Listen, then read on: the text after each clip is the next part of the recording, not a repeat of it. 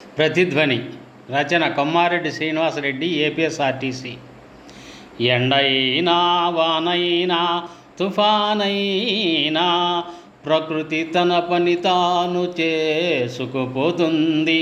కానీ ఒక్క ప్రముఖుడి రాక కోసం ఆగిపోతుంది రహదారి, నిలిచిపోతుంది నగరం, బందీ అవుతుంది ప్రజల శ్వాస. సైరన్ల హోరు, బారికేట్ల గోడలు, చేతులు ఊపే భద్రతా దళాలు, కదలలేని సామాన్యుడి జీవితం.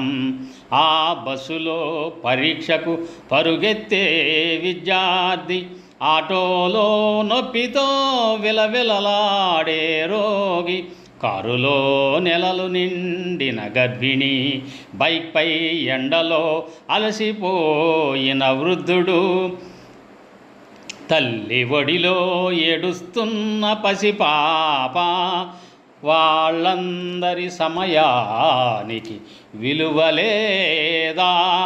ఒకరి ప్రయాణం కోసం వేలాది మంది ప్రయాణాలు ఎందుకు బందీ కావాలి?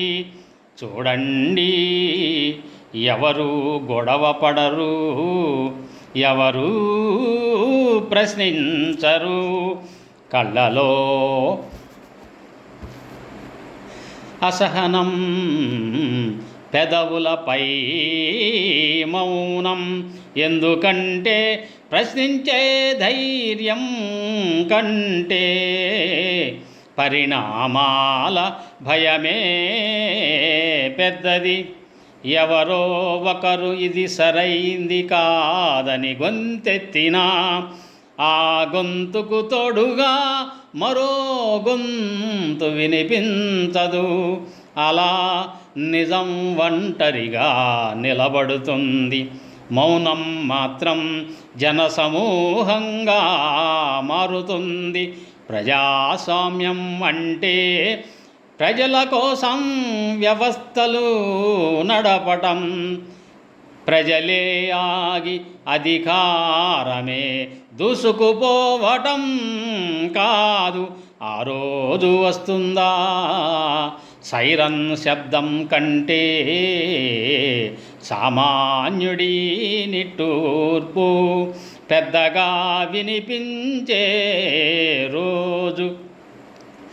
ఆ రోజు వస్తుందా?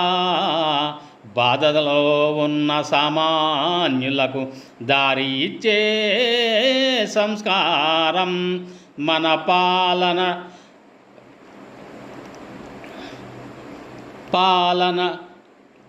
అలా అడుకునే రోజు. ఆ రోజు కోసం ఈ మౌనం ఒక ప్రశ్నగా మారాలి. అప్పుడే రహదారులు నిజంగా ప్రజలవి అవుతాయి.